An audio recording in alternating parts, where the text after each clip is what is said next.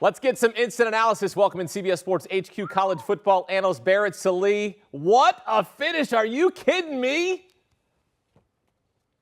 Hakeem, we always talk about how awesome and dumb this sport is. That was one of the most ridiculously fun games I've ever watched. And to have that happen on opening weekend after everything that we've gone through in the offseason, culminating with that wackiness on Sunday night, man, that is why we love this sport. You never know what you're going to get. For the entire game, Hakeem, it looked like LSU was dead in the water. Suddenly in the fourth quarter, they get a spark, and special teams, the story of the night for LSU, special teams could not get it done.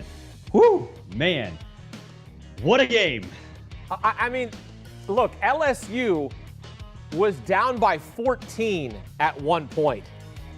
And this game looked like it was over, and the Seminoles had dominated, and Brian Kelly had been out-coached by Mike Norvell. But then the craziness ensued in the final 2 minutes. The muffed punt, like, you can't coach that, right? You're not going to get any extra reps, I guess, of fielding punts. That just is a wacky, bizarre play. But then sort of the decision to pitch it on the goal line, Mike Norvell has Jordan Travis pitch it on the goal line, they fumble. That was a little questionable right there.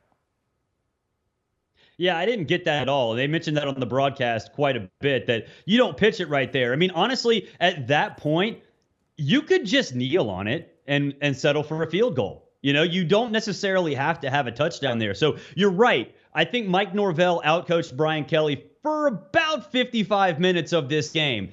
Then after the Malik Neighbors muffed punt, the second one that he muffed the entire in the game, really Florida State had this in the bag. But you look at it right there, there's no need for that. You're already up 7. You do not need to get fancy. And for whatever reason, Florida State decided they need to.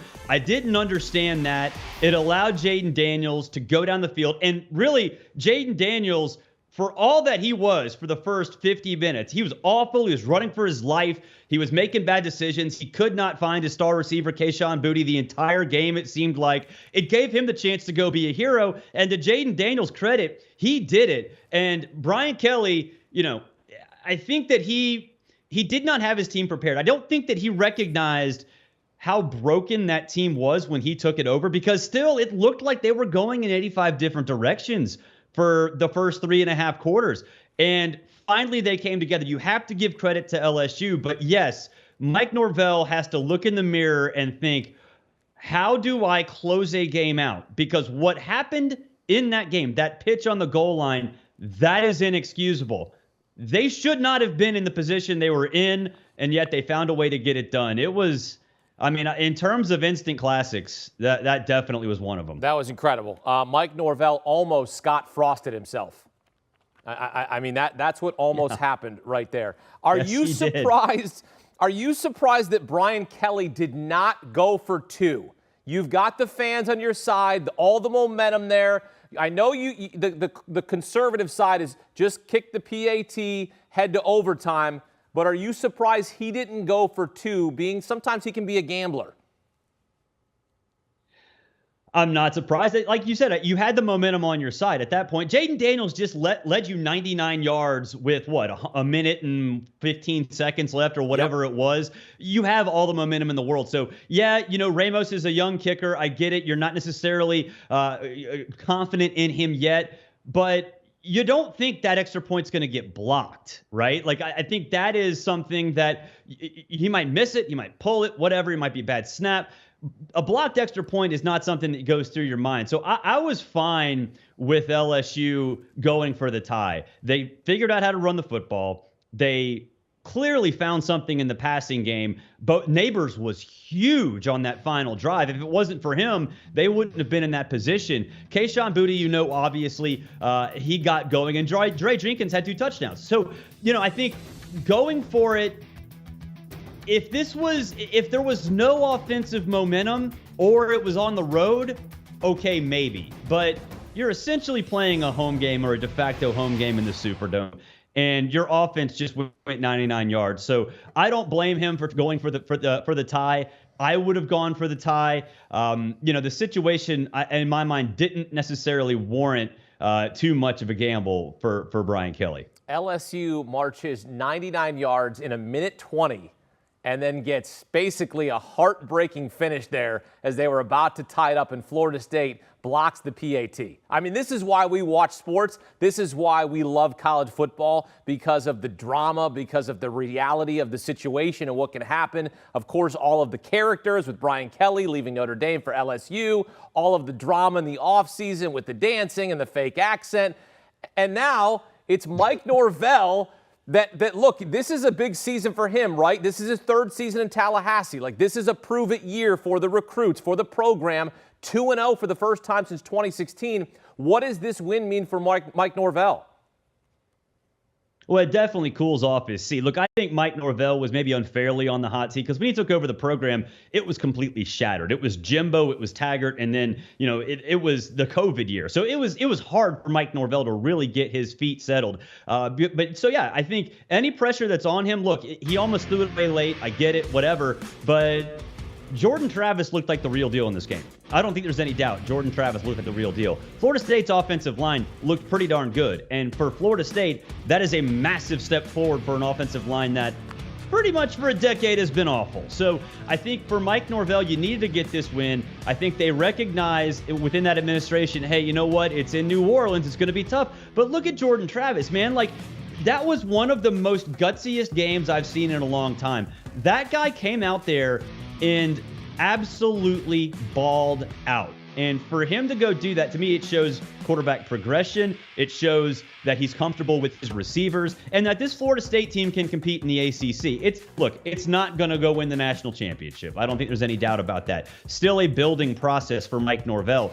But I think the fact that it showed that it is under construction and that construction is actually ongoing and might not be on time, but might be completed sometime soon, is certainly going to give Florida State fans and the Florida State administration something to look forward to. Because I did think, aside from the pitch at the goal line, other than that, I think Norvell did a great job in this game. Yeah, clean some of those decisions up, some of the mistakes, and certainly could say the same for LSU because that was their first game of the season. Florida State had a game already played as they crushed Duquesne. When you look at Jordan Travis, and I think the play that stood out to me, perhaps the play that stood out to you, was him standing in the pocket, taking the targeting hit, which the kid was ejected, and standing in the pocket and throwing a strike to his receiver for the touchdown. I mean, that was a play right there. That's a big-time play, Barrett. It's a big-time play. It's a big-time throw. Look at that. I mean, Wilson one-handed that ball because it was the only way that he could catch that. It was on a dime. And, I think, look, that's a sign that he's comfortable with his receivers. To go out there and throw that ball to a guy who was completely covered. That was his second touchdown of the game, incidentally. I think it shows that he's got a connection. And Hakeem, I'll tell you another play that really impressed me on the drive in which they got it to 24. Jordan threw 3 passes. He was 3 of 3 on that drive. There was one over the middle to Jimmy Wilson, who's that 6'7" big-bodied target, where he was on the run and threw across his body. And I don't think it was got him a third down conversion, but it got them a first down. It got them around midfield and really set them up for that touchdown that put them ahead by 2 scores. I mean, look, you could go back and point, like, that touchdown pass that you mentioned, absolutely. Play of the game, I don't think there's any doubt about that. But there were 4 or 5 instances in this game where I said, whoa, Jordan Travis, we heard about him year before last. Now this guy is the real deal. So it was an impressive performance. And look, I mean, I think LSU's defensive front, B.J. Ojulari is a first-round draft pick. Now, I think there obviously were some issues. Smith going out with the knee injury, celebrating. That's a problem. But still, the strength of that LSU defense is its front 7. And Travis didn't seem to care. And I think that definitely bodes well for the future of the Seminoles. Yeah, that game, that finish, it was electric. Before the season, the most popular win total wager was LSU over 7 wins. Barrett, now considering what you've seen from LSU, what's your outlook for the Tigers in Brian Kelly's first season? I still think that's probably the right over-under. I wouldn't go either way with it because obviously you have one loss in the books already. And you look around the SEC and the schedule that they have, Tennessee looks ridiculous. That offense is insane. Auburn looked really good yesterday. Florida on the road in the swamp. We saw what Utah did. Ole Miss, I still think, is going to be just fine. Alabama, then at Arkansas. Arkansas just beat a ranked Cincinnati team in Fayetteville. So, you're right. The popular bet is over. I thought before the season that was more because of name brand recognition. And I still sort of think that would be the case because, yes, LSU looked better than I thought it would at times, but only at times. I still think on the offensive line, there's a massive, massive problem there. There's a reason that there was frustration and maybe some animosity between Jaden Daniels and Kayshon Boutte on the sideline. It's because Jaden Daniels essentially was relegated to a one-read and bail quarterback because that's all he could do. So there are still issues with LSU. I think we shouldn't let the end of that game and how dramatic it was disguise the fact that for about 55 minutes, that was a very, very average or potentially below average LSU team. Whereas at the same time, you look at who they play, including Tennessee and Florida out of the East. Pretty much everybody they play outside of Texas A&M, in my opinion anyway, looked better than I expected in week one. I got them winning 5 games. And I've said this since the beginning of the season because we did a win total segment. And I said to Chip Patterson, I said, I don't see him winning 7 games. And you need him to win 8 to get the over. And I said, how is that Where are they getting 8 wins? And I counted Florida State as a win. And now I'm giving them a win against Southern, Mississippi State, New Mexico, Auburn, and UAB. They're not winning any. They're not beating Florida. So to me right now, this is a 5-win team. I would call Auburn. Look, honestly, I would call Auburn a toss-up. Yeah. On the Plains. Did you see what Robbie Ashford was able to do as a dual threat quarterback? Tank Bigsby. I mean, look, they struggle with Florida State. I would say that Auburn, at least from a skills, player standpoint, is comparable. I'm being generous, Barrett, giving them 5 wins. I mean, no. Look, I think you're right. I mean, you look at that schedule. I mean, some of those road games at Arkansas, at Texas A&M, at Florida, at Auburn. I mean, you couldn't. I mean, that is a really, really tough road. And again, 3 of those 4 teams on the road.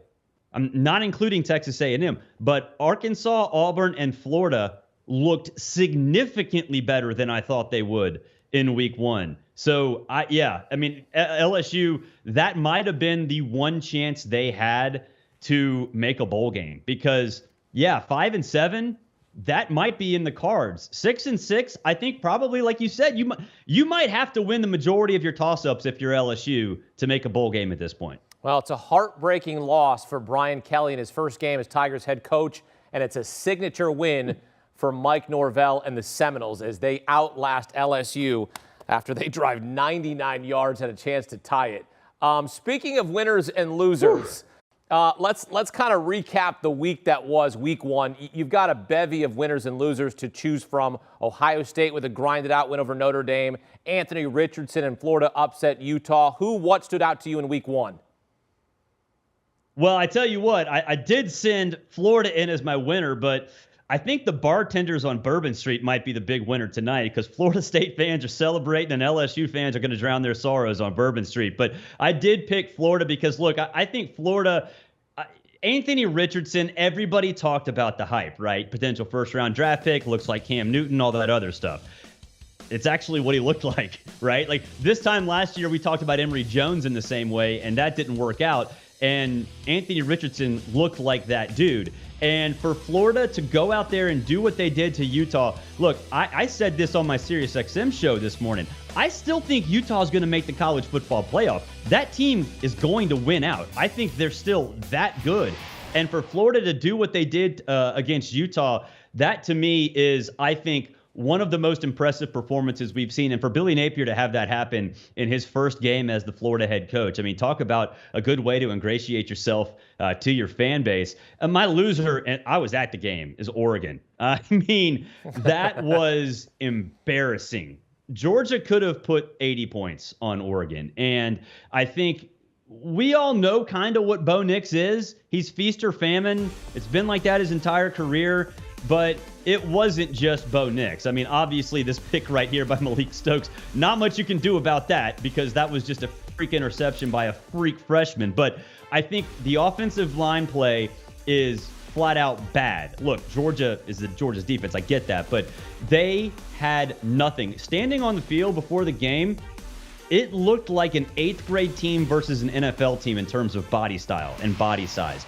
And for Oregon to be what it needs, like, look, Phil Knight wants that team to be a national power, right? Like, that's what he wants them to be. That's what they think they can be. The money that they're pouring into the program really necessitates that.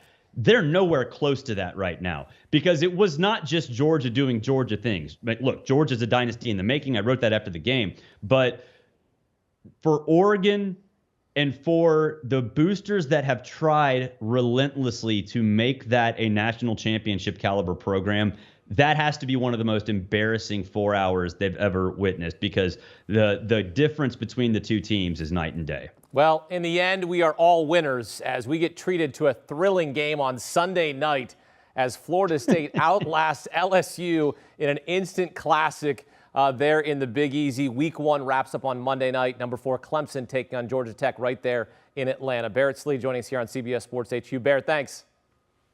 Do you want a sports network that delivers everything that matters about the game? The highlights, the picks, the instant analysis, no yelling, no fake debates, no politics. Hit the subscribe button and never miss a moment.